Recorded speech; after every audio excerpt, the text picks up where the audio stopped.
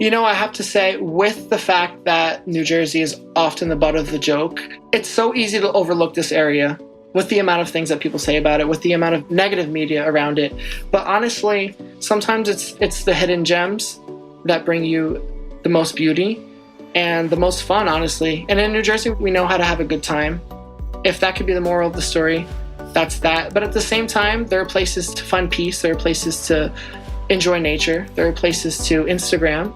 Overall, I think the state has more to offer than people give it credit for. And, even when people are thinking of New Jersey in a positive light, they usually think of the shore. They think of more southern Jersey. They think of Seaside Heights, Atlantic City, Wildwood, which are all beautiful places. But honestly, the northern part of the state, in my opinion, is the most beautiful. You've got the mountains, you've got expansive wildlife, you've got forests, and you've got history. And to me, that's priceless. Hey, this is Cindy Scott from Cinder's Travels. Welcome to Locals Know Best podcast. This is episode 21. Locals Know Best is a bi-weekly podcast where my guests share the places and outdoor travel adventures they love most, right in their own backyards.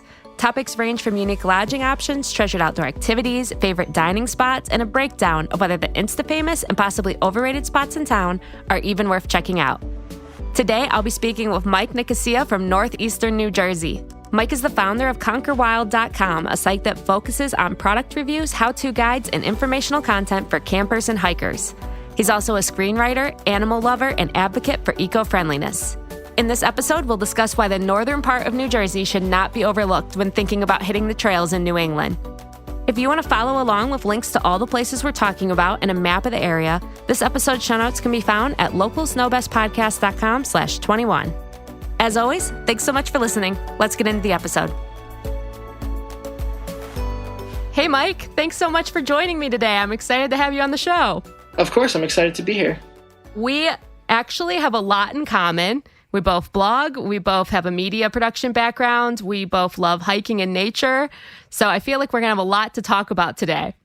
Yes, for sure. I'm excited about it. Well, tell us a little bit about yourself. Okay, so my name is Mike, as you said. I'm 23 years old. I graduated from William Patterson University in 2019 with a degree in media production.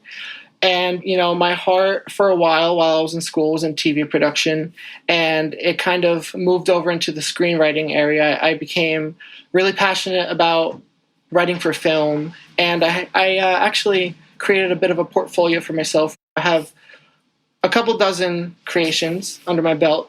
But after I graduated college, I kind of struggled to find my passion in terms of a career.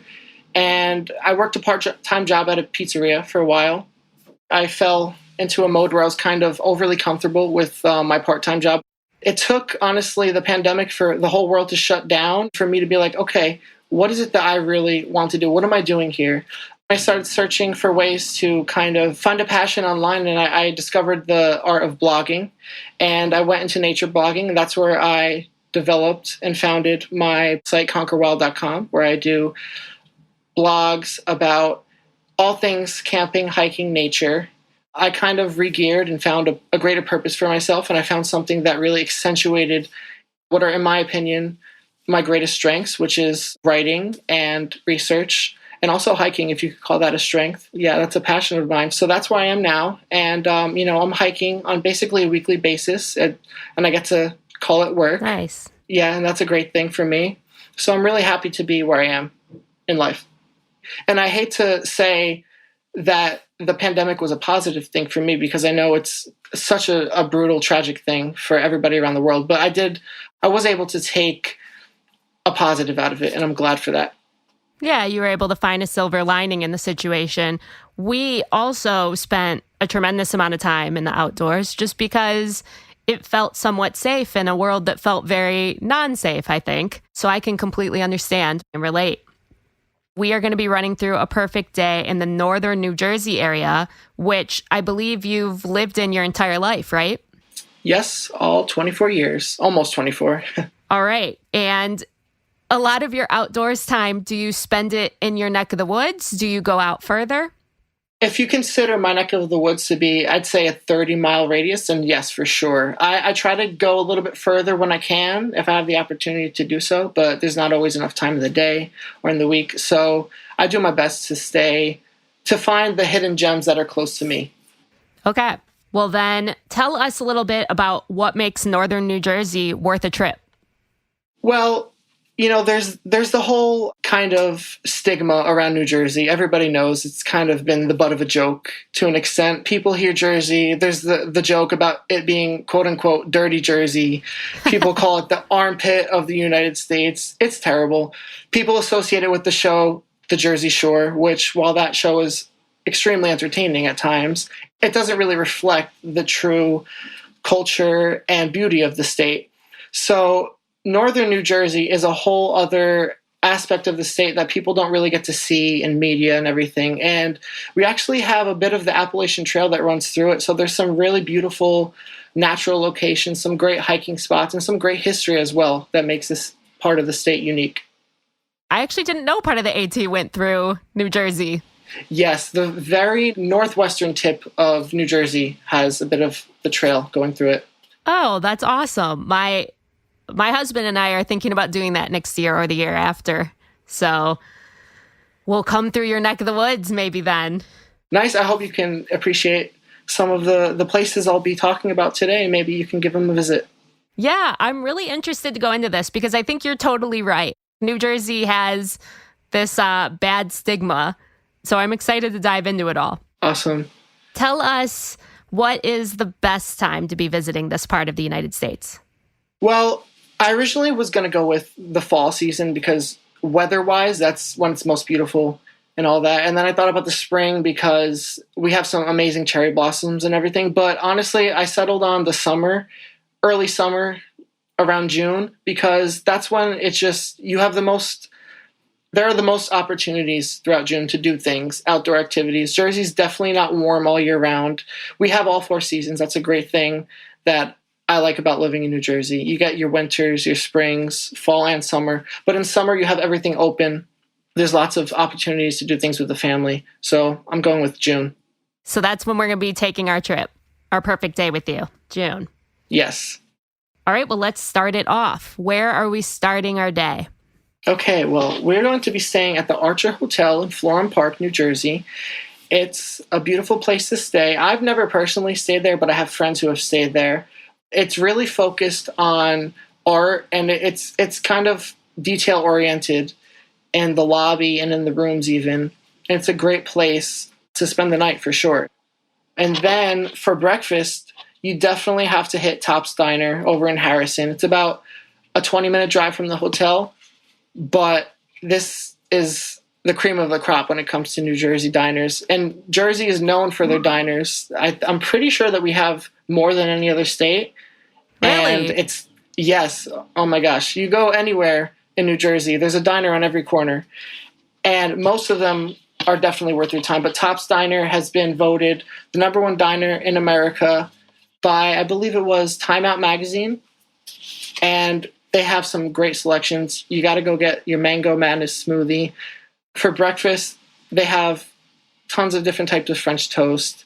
You really can't go wrong with anything on the menu, but I definitely recommend calling in advance because since it is so popular, it gets heavy crowds. So you definitely want to make sure that the wait's not too long before heading over there. Got it. But it's worth the hype. It's worth the wait. Oh, absolutely.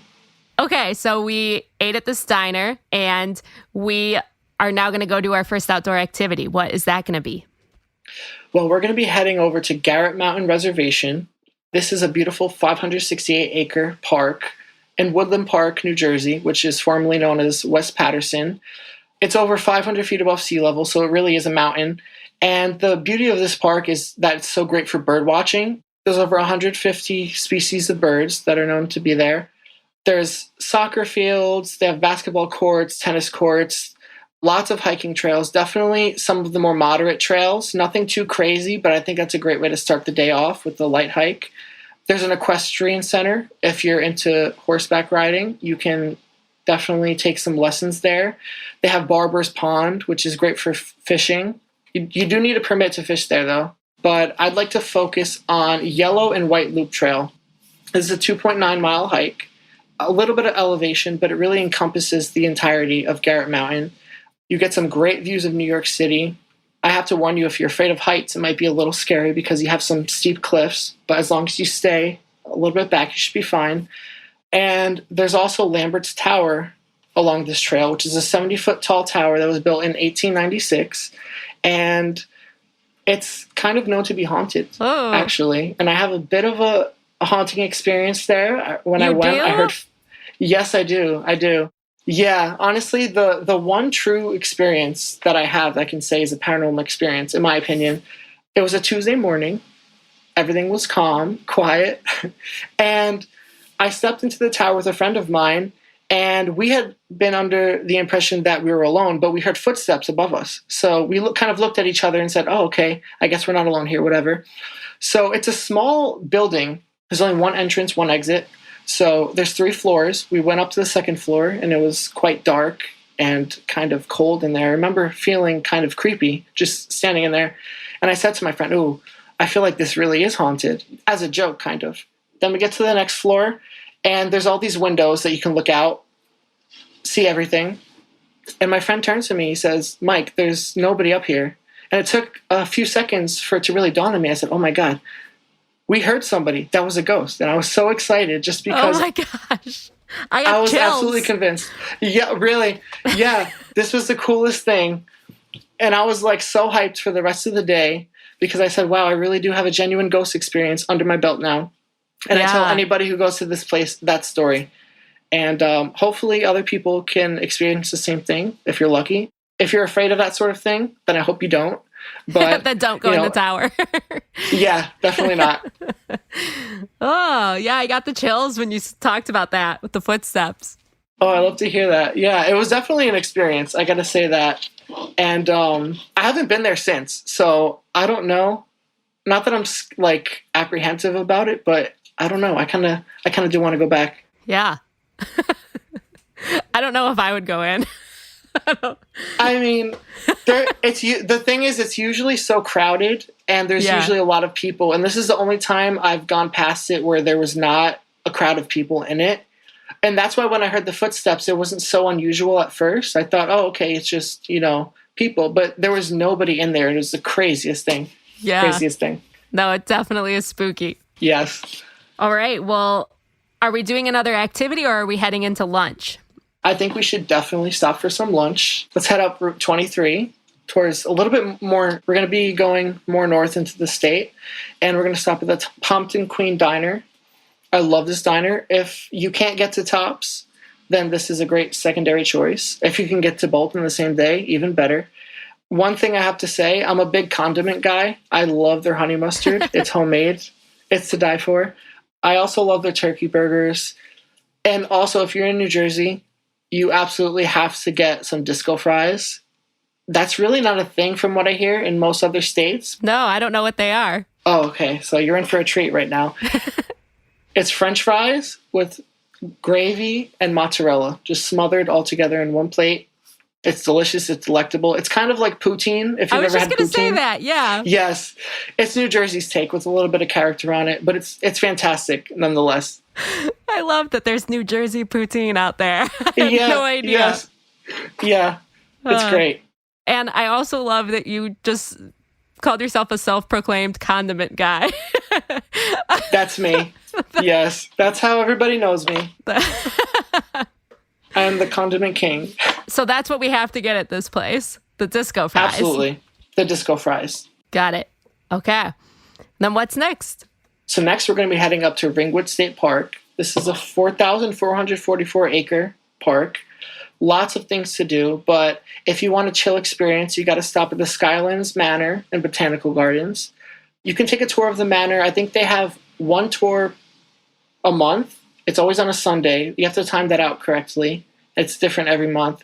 But every Sunday, you can take a free tour of the gardens, which is awesome. They have lilac gardens, perennial gardens, wildflower gardens, and it's beautiful, honestly, if you just want something that's kind of chill for the day. If not, you can head over to Shepherd Lake, which is a great place for the family.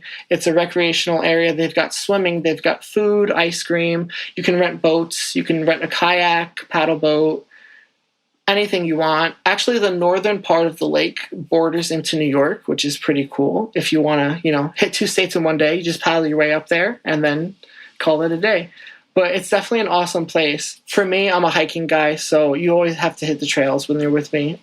I like to go to Northern Green State Forest, which is bordering Ringwood State Park. And this is a bit of a mouthful, but you can go to the Hewitt Butler Highlands Roomy Mine and Mine Trail, as All Trails calls it. Okay. I always use All Trails as a hiking GPS. It's my go-to, and that's what it's called on All Trails. Yeah, we always use All Trails too. So it's such a great app. It is the best. It's a 3.8-mile hike. There's a bit of elevation for sure. It's 882 feet of elevation. So if you're not ready for a climb, I would definitely skip this one. But I like this hike because it kind of has everything you want in a hike. There's some good climbing, some rock scramble, a beautiful view of Wanacue Reservoir. You've got some caves along the way, some great wildlife. But the coolest thing to me is the view of the Wanacue Reservoir, which actually has a very interesting UFO story associated with it. Oh, well, we have to hear this one too. Yes. So in 1966, a pedestrian traveling on Ringwood Ave noticed a bright white light above the reservoir over Raymond's Dam. Raymond's Dam is this beautiful kind of slanted dam that's along Ringwood Ave. And if you're driving towards Ringwood State Park, you're going to see this. But this pedestrian called the police, and a cop showed up, and they saw this insanely bright white light above the reservoir. This was in January, so the reservoir was covered with ice, and apparently it burned a hole through the ice. Not only was an officer there and the civilian, but there was also the mayor of Wanacue and a councilman of Wanacue also were witness to this. And there were dozens and dozens of calls over 4 towns that from people who also saw the same white light. And it kind of was unexplained for a while, and it still is to an extent to this day. And actually, in October of that same year, the same white light reappeared from the reservoir. This is like a very well-documented sighting. And a lot of locals really don't know about it. I didn't know about it until a few years ago. And a lot of people, the people who do know about it, kind of refer to it as the Roswell of New Jersey. So what did the town do? What did the people do? It just kind of came and went? It kind of came and went. And actually, a few years later, this nonprofit organization, I'm not exactly sure how to pronounce this. I think it's Vestigia. They investigated it, and they said it was apparently, quote unquote, seismic pressure from the Ramapo Fault, which is kind of, I'm no geologist, but that doesn't sound like, it would create a bright white light that burns a hole through the ice. That sounds like a little bit of a cover-up, if you ask me, but that's neither here nor there. And there's like this weird third-party company that came in and did it. Yeah, I'm sure that's legitimate. Yeah, it sounds like an X-Files episode, for sure. For sure. So if we're on this hike, we see this reservoir, right? Yes, it's a beautiful view of the reservoir at the top of a mountain. And you can see the reservoir and everything around it. It's gorgeous. Okay, got to go to the UFO reservoir. I actually... For sure. My husband and I were in Costa Rica, and there was this big billboard off the road of like UFO lake this way. And I made my husband like drive forever down this thing to see the UFO lake. And it was exactly what I'm guessing this looks like just a lake with a UFO story. But it was kind of cool. That is cool. I would do the same exact thing. The difference is, see, they had it on a billboard. Over here, they kind of try to cover it up. Nobody really knows about it. So maybe I should be on the team who gets that billboard put up for Wanacue Reservoir. That'd be awesome. Get working on that. For sure.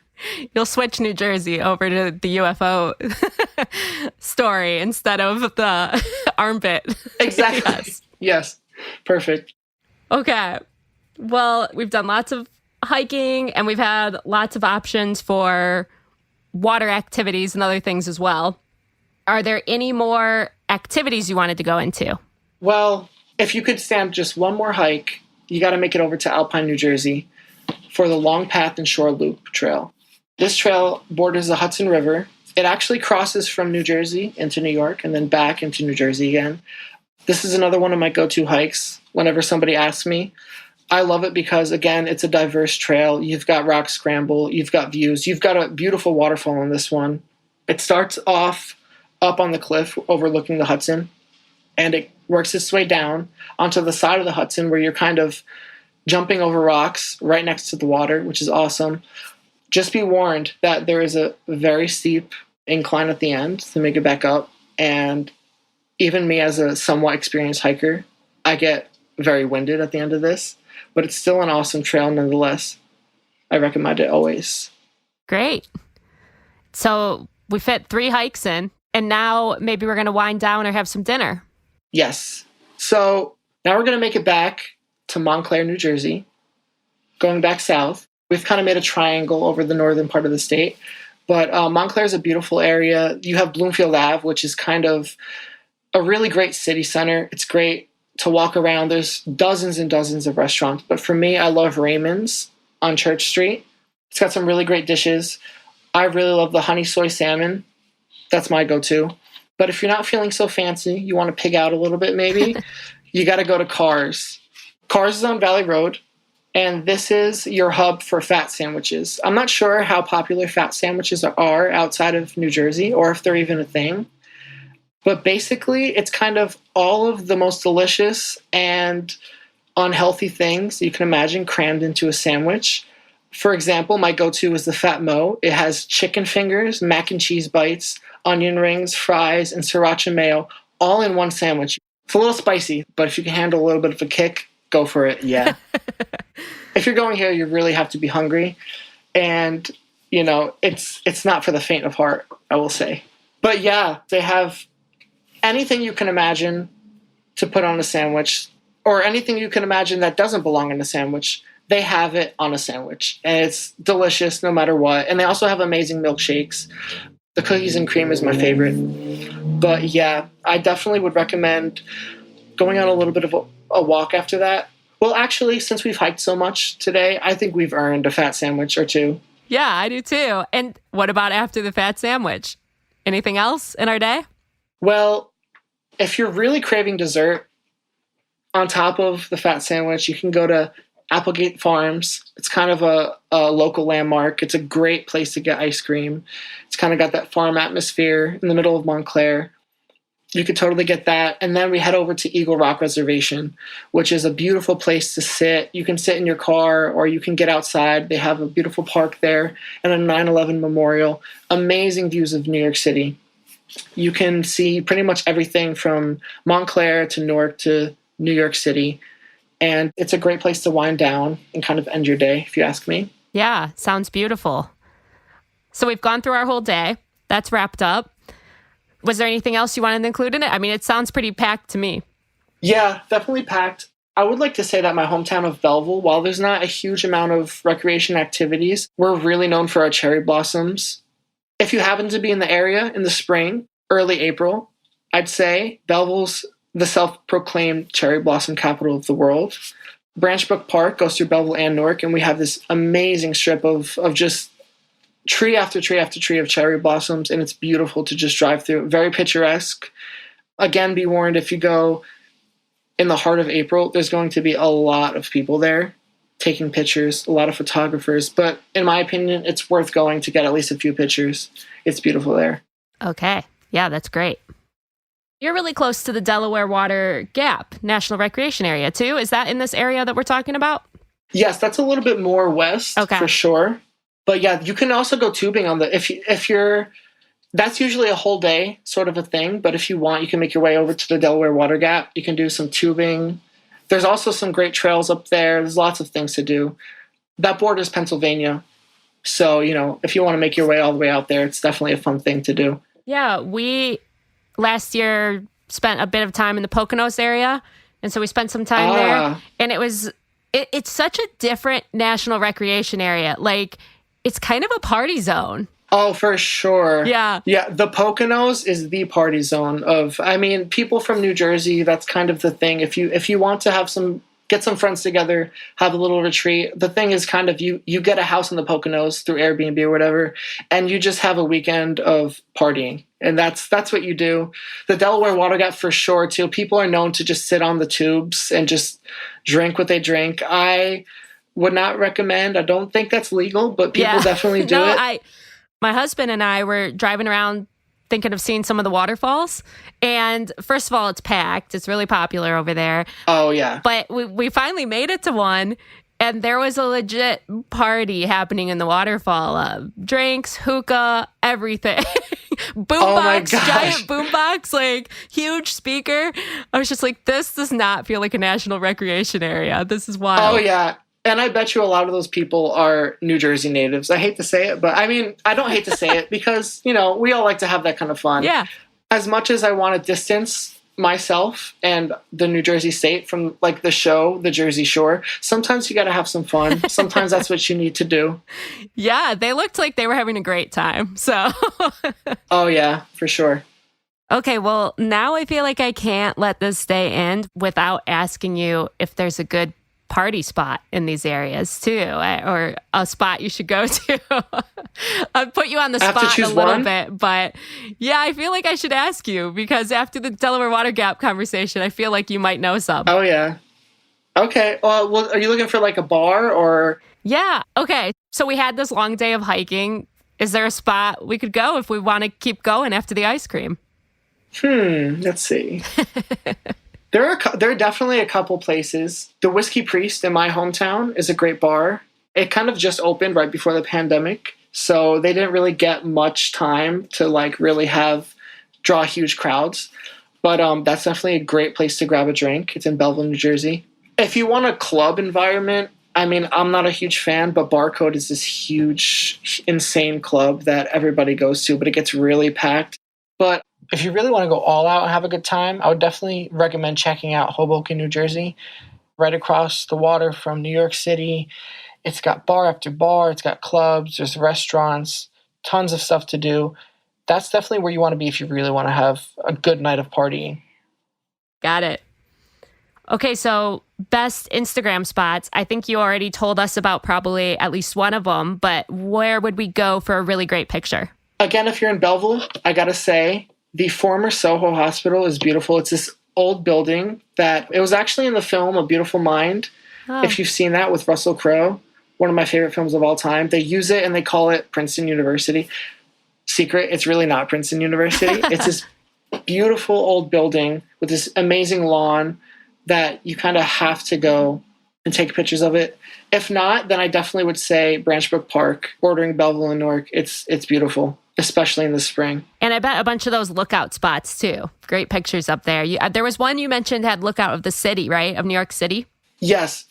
Eagle Rock. Eagle Rock is definitely a great place for an Instagram photo. You have an amazing view of the city, whether you go at night or during the day. It's especially beautiful at night because of the lights. Great spot for Instagram, if you ask me. And then overrated spots. Are there any?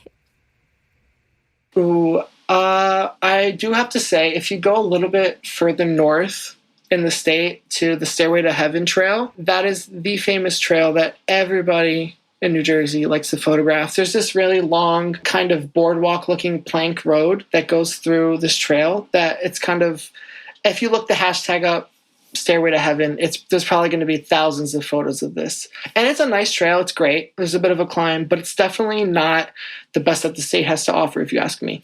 Okay. Sounds like really good advice to anybody who's Googling and thinking about what trails to do. You're saying skip that one, do some of these other ones you've talked about instead. Sure. I would definitely say it's worth the visit. If you can't get to the ones I've talked about, go for Stairway to Heaven. Otherwise, it's really not worth the hype, if you ask me. Okay, got it. Well, this has been really great. I think you have proven to all of the listeners that there is reason to go to this area, but give us your quick rundown of why should we go to your area over some of the other more popular areas, maybe like the Poconos? You know, I have to say, with the fact that New Jersey is often the butt of the joke, it's so easy to overlook this area with the amount of things that people say about it, with the amount of negative media around it. But honestly, sometimes it's the hidden gems that bring you the most beauty and the most fun, honestly. And in New Jersey, we know how to have a good time. If that could be the moral of the story, that's that. But at the same time, there are places to find peace. There are places to enjoy nature. There are places to Instagram. Overall, I think the state has more to offer than people give it credit for. And, even when people are thinking of New Jersey in a positive light, they usually think of the shore. They think of more southern Jersey. They think of Seaside Heights, Atlantic City, Wildwood, which are all beautiful places. But honestly, the northern part of the state, in my opinion, is the most beautiful. You've got the mountains, you've got expansive wildlife, you've got forests, and you've got history. And to me, that's priceless. Yeah, that sounds great. I hope people are sold. I'm sold. I want to come check it out. Great. I hope you do one day. Yeah. I really strongly feel we'll do the AT. And so I'm excited to come through your neck of the woods when we do. And you can take us to get sandwiches. That's what I'll really want, I think, by then. Oh, yeah. I mean, if you have to choose one thing out of everything I said, it's got to be cars. You got to get the fat sandwiches. For sure. Well, thank you so much, Mike. Tell us a little bit about how we can find out more about you and your website. Of course. My website is conquerwild.com. I also have an Instagram at conquerwild. I also have a Twitter at conquerwild. But if you really are looking to go out hiking and everything, I definitely recommend checking out my site because I have advice on bear safety, on tick safety. You definitely want to check out my advice on tick safety because I found my fair share of ticks on myself, and they're quite prominent throughout northern New Jersey. So conquerwild.com, check out my blog if you can. This has been a lot of fun. Can't wait to come to your neck of the woods. Thank you so much, Mike. No problem. Of course, Cindy. Thank you. Thanks so much for tuning in. Once again, if you want to grab the show notes for this episode, head on over to localsnowbestpodcast.com/21. If you enjoyed this episode, I'd love if you'd leave a review in Apple Podcasts and let me know what your favorite part was. Make sure to check out the Instagram post for this episode over at our new account, Locals Know Best Podcast, and please feel free to share the episode with your favorite travel buddy. Thanks so much. Catch you next time on Locals Know Best.